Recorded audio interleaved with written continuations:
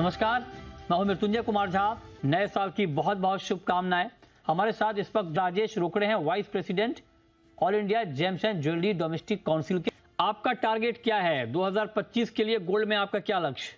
मृत्युंजय जी नमस्ते, और आपको और आपके दर्शकों को सभी को नए साल की बहुत बहुत शुभकामनाएं।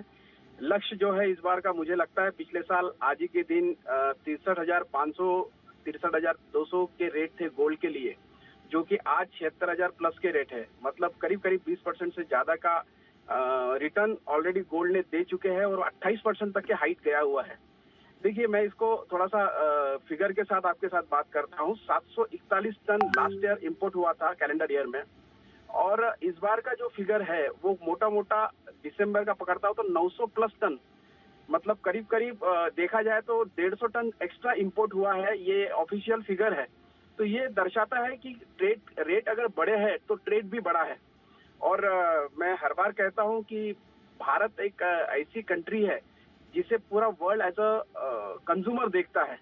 तो यहाँ पे कभी भी फॉल आने के चांसेस नहीं के बराबर है कंपेयर टू अदर। जिस तरीके से हमारी इकोनॉमी ग्रो हो रही है, इस वजह से बहुत ज्यादा सपोर्ट करता है रेट को आगे ले जाने के लिए। ठीक है, जैसे ठीक है। तो आप कह रहे हैं कि गोल्ड को अच्छा खासा सपोर्ट मिलेगा। फिजिकल डिमांड पर आपका व्यू सर, संक्षेप में 30 सेकंड में।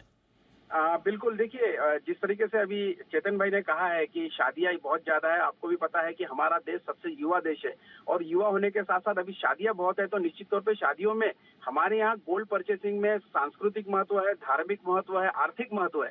तो ये दोनों तीनों महत्व के कारण डिमांड ऑलवेज रहती है। और साथ ही जियोपॉलिटिकल टेंशन, जैसे कि आपने कहा है कि इतने सारे फैक्टर से इस वजह से सपोर्ट मिला, इसमें से कोई भी फैक्टर खत्म होने वाला नहीं है। उल्टा, जिस तरीके से यूएस में ट्रम्प जैसे 20 जनवरी को पदभार, ये नए साल में लड़ाई झगड़ा बंद हो जाए, गोल्ड प्राइस बढ़ाने के चक्कर में क्यों चाहते हो आप कि ये फैक्टर बने रहे? जितने भी विकसित देश होते हैं वो कभी नहीं चाहते कि स्थिरता है। आप तो चाहिए।